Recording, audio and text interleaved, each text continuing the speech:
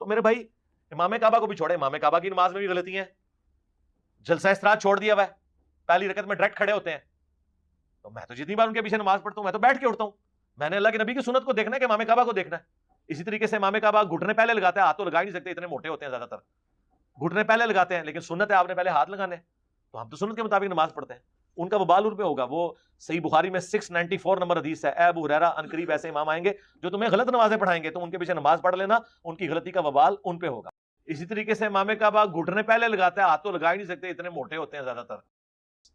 لیکن پریکٹیکلی اس وقت سعودیہ کے جتنے علماء ہیں انکلوڈنگ مسجد نبوی کا امام, حرم مکہ میں جو امام ہے وہ بھی, یہ لوگ اس سنت پہ عمل نہیں کرتے.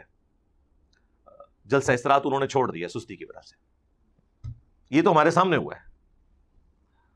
ہونا تو چاہیے. عبداللہ بن عمر جس طرح کنکریاں مارتے تھے نا, جز رفع الیدین میں آتا ہے, جو لوگ سستی کی وجہ سے رفع الیدین چھوڑتے تھے, ان کو بھی ویسے کنکریاں مارنی چاہیے, امام کعبہ کو بھی اور مسجد نبوی کے امام کو بھی. ویسے مولوی تو تمہیں پتہ کتنی وزارگی نال نماز پڑھ دینا, رفع الیدین بھی انج ہو رہا ہوندا ہے. انہوں چڑھ دو امام کعبہ دا رفع الیدین ویکھ لو, ٹٹا بھجا لولا لنگڑا رفع الیدین کرتے ہیں. امام کعبہ کو رفع الیدین کرتے دیکھیں, یہ رفع الیدین تو یہ ہے.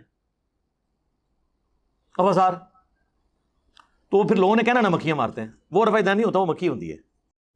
آپ نے امام کعبہ کو رفع الیدین کرتے ہوئے دیکھا,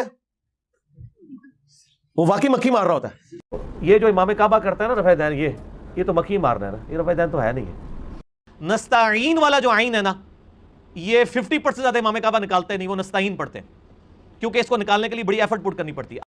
ویسے تو مرزا یہ دعویٰ کرتا رہتا ہے کہ جی ہم علمی اختلاف کرتے ہیں, لیکن جب کسی سے اختلاف کرنے پر اترتا ہے تو کس طرح بدتمیزی والا انداز اختیار کرتا ہے, اس کا ایک نمونہ آپ کے سامنے آ چکا. باقی علماء سے تو بدتمیزی کرتا ہی رہتا ہے, امام کعبہ سے جب اس کو اختلاف ہوتا ہے, بلکہ ائمہ حرمین, تمام ائمہ حرمین سے جب اس کو اختلاف ہوتا ہے تو کس طرح یہ بدتمیزی کرتا ہے. اب یہاں اس نے کئی مسائل میں اختلاف کرتے ہوئے کتنی بدتمیزی کی. ایک تو اس نے مسئلہ بتایا کہ سجدے میں جاتے ہوئے مرزے کے نزدیک پہلے ہاتھ رکھنے ہوتے ہیں, اور اس نے کہا کہ جو ائمہ حرمین ہیں وہ پہلے گھٹنے رکھتے ہیں, ہاتھ تو پہلے رکھ ہی نہیں سکتے کیونکہ اکثر موٹے ہوتے ہیں, زیادہ تر موٹے ہوتے ہیں. اب یہ کوئی علمی اختلاف ہو رہا ہے, اسی کو علمی اختلاف کہتے ہیں. اب یہاں پہلی بات تو یہ ہے کہ چار مذاہب میں سے اکثریت جمہور فقہا اسی چیز کے قائل ہیں کہ سجدے میں جاتے ہوئے پہلے گھٹنے رکھے جائیں, جس طرح کے ائمہ حرمین کرتے ہیں.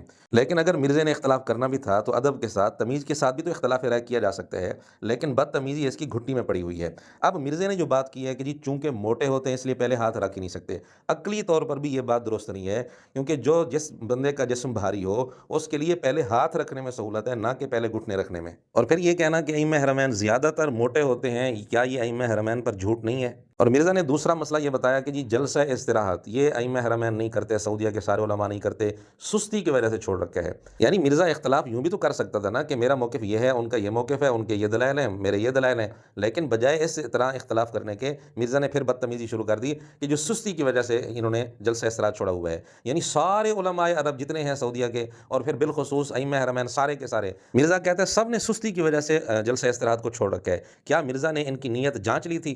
کیا مرزا کو علم غیب ہے کہ سب نے سستی کی وجہ سے چھوڑ رکھا ہے؟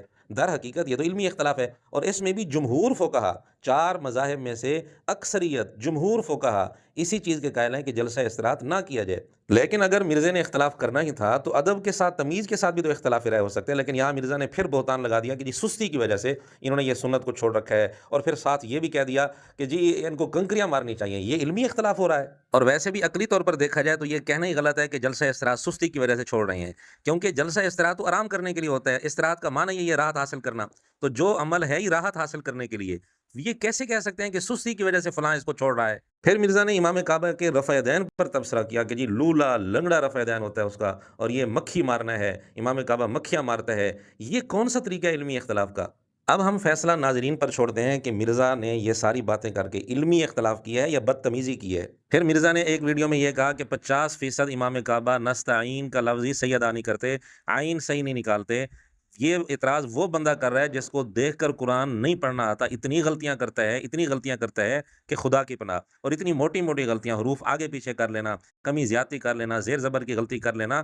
تو یہ اعتراض وہ بندہ کر رہا ہے, اور اس پر ہم نے کئی سارے کلپ بنائے ہوئے ہیں. ایک کلپ 60 غلطیوں پر مشتمل ہم نے اکٹھا بنایا ہوا ہے, وہ آپ دیکھ لیں اور فیصلہ خود کر لیں کہ کیا علمی اختلاف اسے کہتے ہیں کہ ایک بندے کی اپنی حالت یہ ہو اور بڑے بڑے لوگوں پر اس انداز میں تبصرے کرے.